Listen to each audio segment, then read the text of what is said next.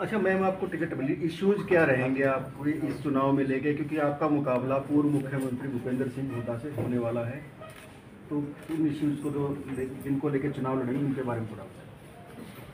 देखिए, सबसे पहले तो मैं अपने माननीय प्रधानमंत्री नरेंद्र मोदी जी, अमित शाह जी, हमारे राष्ट्रीय अध्यक्ष JP नड्डा जी और हमारे हरियाणा के पूर्व मुख्यमंत्री मनोहर लाल खट्टर जी, नायब सैनी जी और हमारे जिला के अध्यक्ष सतीश नांदल जी, कृष्ण मूर्ति जी, मनीष ग्रोवर जी, जितने भी हमारे पार्टी के बड़े नेता हैं या मेरी पार्टी के कार्यकर्ता हैं, उन सभी का मैं बहुत बहुत धन्यवाद करती हूँ।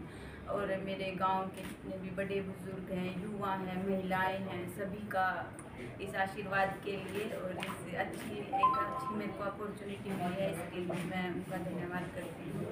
और जैसे कि आपने पूछा मेरे से कि चैलेंजिंग क्या रहेंगे, तो काम तो लगातार, जैसे जब से मैं आई हूँ 1.5-2 साल से, तो काम तो मैं लगातार अपने पूरे रोहतक में करवा ही रही हूँ, जितना भी ग्रामीण एरिया मेरे क्षेत्र में आता है। लेकिन एक जो अगर ये मेरे को अपॉर्चुनिटी मिली है, तो इसमें मैं ये है कि काम तो पहले भी करवा रही थी, अब और बढ़ चढ़ के, चाहे मैं महिलाओं को सशक्त करने का है, चाहे युवाओं को नशे से दूर करके एक अच्छी संस्कार की बात है, या अपने बड़े बुजुर्गों की इज्जत की बात है, या पढ़ाई की बात है, या हर क्षेत्र में उनको आगे बढ़ाने में मैं सपोर्ट करूँगी उनको।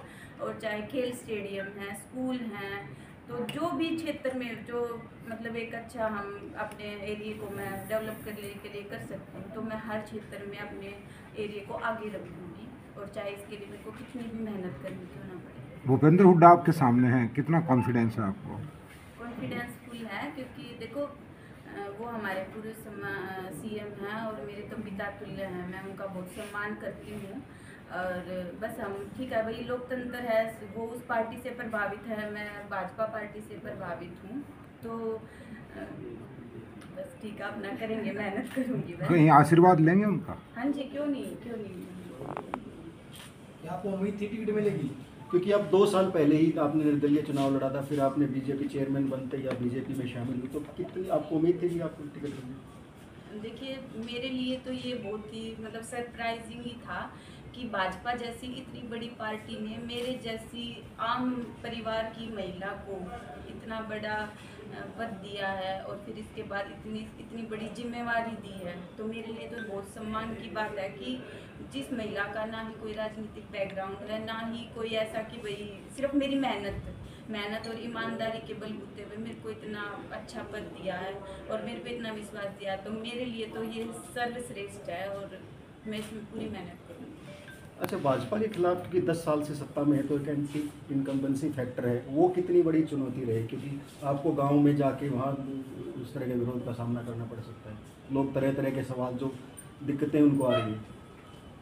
देखिए, मैं जब यहाँ जैसे जिला परिषद का मैंने चुनाव लड़ा, फिर मैं चेयरपर्सन बनी, तो बहुत सारी ऐसी बातें होती रहती थी कि भाई ये मतलब काम नहीं होता है, ऐसे होता है, वैसे होता है। लेकिन जब मैं ग्राउंड पे मैंने उस चीज़ को देखा, तो जैसे या तो हमारे पूर्व CM थे मनोहर लाल जी, या अभी हमारे नायब सिंह सैनी जी, किसी ने भी मेरे को मतलब काम के लिए किसी ने मेरे को मना ही नहीं किया, हमेशा मेरे को इस चीज़ के लिए मोटिवेट किया कि बेटा तुम अपना काम करो और आगे बढ़ो। तो ग्राउंड पे जब ये कोई दिक्कत आती है, तो वो क्या होता है कि एक जो आपसी राजनीतिक मुद्दे होते हैं कि कहीं ना कहीं जनता किसी को उठा के मतलब बनाती है या उस पर विश्वास करती है, लेकिन वहाँ जब वो बनने के बाद कुछ राजनीतिक ऐसे मुद्दे हो जाते हैं कि वो सिर्फ ये सोचते हैं कि भाई हमारा जब कुछ आएगा तो हम देखेंगे, तो फिर चाहे उसमें कोई छोटे पद का नेता हो या बड़े का हो या कुछ भी है, तो उसमें क्या होता है कि वो जनता फिर पीछे रह जाती है। तो मैडम, आपने टिकट के लिए आवेदन किया था कि आप, या किसने आपकी सिफारिश की टिकट के लिए? अपनी सिफारिश किसी ने नहीं की इसके लिए, बस मैं कहने लगी हूँ कि इसके लिए मतलब पार्टी ने मेरे पे ये विश्वास जिताया है, तो मेरे लिए तो यही बात है। हाँ देखो, एक बार मैंने इंटरव्यू में भी ये बात रखी थी, अगर पार्टी मेरे को ये मौका देगी तो मैं ज़रूर इस मौके को स्वीकार करूँगी। तो मेरे को तो ये सोच लो कि मतलब एक आम सी लड़की को पार्टी ने ये इतना बड़ा मौका दिया, तो मेरे लिए तो ये बहुत सम्मान की बात है। किससे चुनौती मानते हैं, क्योंकि पहली बार आपने पार्षद का चुनाव लड़ा, जीता, उसके बाद आप चेयरमैन बने, अब आपको विधायक की टिकट मिलेगी, वो भी भारतीय जनता पार्टी से, किस तरह की चुनौतियाँ मानते हैं? चुनौती कुछ नहीं है, सभी मेरे अपने हैं और सभी का मेरे ऊपर आशीर्वाद है।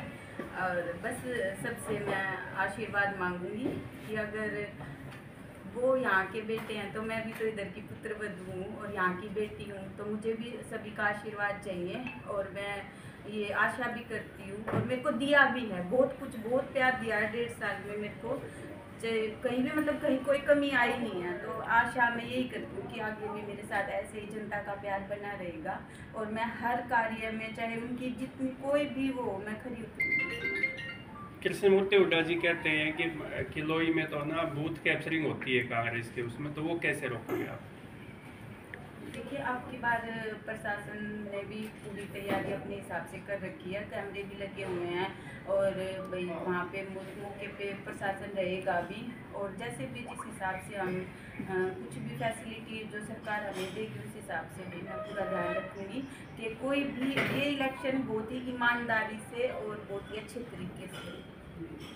ये पढ़ाई आपकी काम आई? हाँ, पढ़ाई तो देखो, पढ़ाई मैंने इसलिए छोड़ी भी नहीं और पढ़ाई तो मैं आगे भी कंटिन्यू रखूँगी, क्योंकि पढ़ाई हमें सिर्फ एक ये नहीं है कि भाई जॉब का ही है, पढ़ाई हमें संस्कार भी देती है, लोगों से मिलना जुलना भी सिखाती है, आगे के अच्छे रिश्ते बनाना भी सिखाती है। तो पढ़ाई का तो मेरे जीवन में बहुत बड़ा एक ये रहा है कि अगर शिक्षा बहुत ज़रूरी थी और शिक्षा से भी होनी भी चाहिए। बहुत मेरे को इस चीज़ का बहुत फ़ायदा मिला है पढ़े लिखे होने का। हाँ जी, अभी जैसे जो भी पेपर वर्क मैं पूरा कर लेती हूँ, फिर उस हिसाब से पढ़ाई करेंगे। बाकी तो आप सभी अपना करना भी सपोर्ट हो जाएगा। मंजू जी, अभी आप देखियो, राजनीति में मैं आई हूँ, मेरे को लगभग 1.5-2 साल हो चुका है, लेकिन जब से मैं राजनीति में आई हूँ, मेरे हस्बैंड का किसी भी मेरे ऑफिशियली काम में या किसी भी मतलब वो सिर्फ एक जनता की सेवा में अलग रहे हैं, लेकिन मेरे किसी भी काम मामले में उन्होंने कभी दखलंदाजी नहीं की है।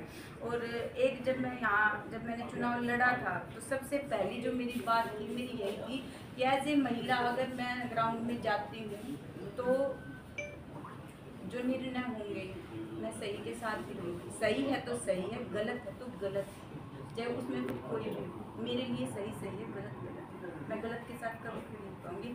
और मेरे हस्बैंड का भाई वो जो भी था वो पास्ट था उनका, लेकिन अभी पिछले 10 साल से ऐसी कोई भी बात नहीं हुई है। और उन्होंने मतलब यूँ देख लो कि अगर मैं यहाँ तक पहुँची हूँ तो उनका सपोर्ट मेरे साथ सब, क्योंकि मैंने उनसे बहुत कुछ सीखा भी है। ऐसा नहीं है कि भाई मैं पीछे मेरा बहुत साधारण से मैं परिवार से हूँ। मेरे पापा पुलिस में सेवानिवृत्त थे, तो उनका भी बहुत हेल्पिंग नेचर था, तो उन्होंने भी मेरे को बहुत अच्छे संस्कार दिए। लेकिन सेम ऐसे ही मेरे को इधर भी सपोर्ट मिला कि मैंने अपने हस्बैंड से बहुत कुछ सीखा है कि आपसे भी ऊपर हम अपनी ज़रूरतों को अलग करके कैसे लोगों के काम आया जाता है। तो उन्होंने मेरे को कभी भी गलत रास्ते पे चलना या कभी पावर का इस्तेमाल करना ये सब कभी सपोर्ट नहीं किया और ना मैंने उनको किया।